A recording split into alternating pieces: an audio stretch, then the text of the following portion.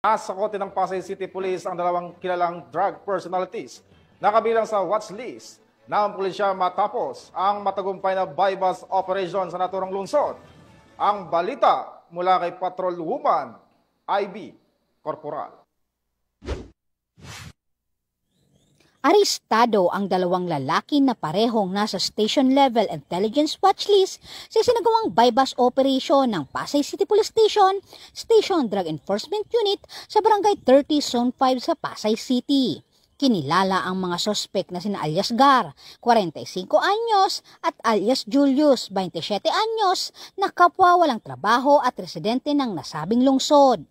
Nakumpiska sa kanila ang 4 na sachet ng hinihinalang shabu na may timbang na 10.15 gramo na may malaking halaga kasama ang mark money na ginamit sa operasyon.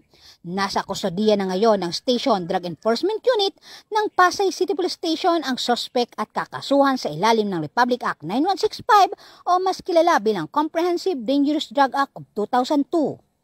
Mula dito sa Camp Bagong Diwa, Bikutan, Taguig City, ako po ang inyong PNN correspondent, Patrol Woman, IB Corporal, alagad ng batas, tagataguyod ng Balitang Pulis.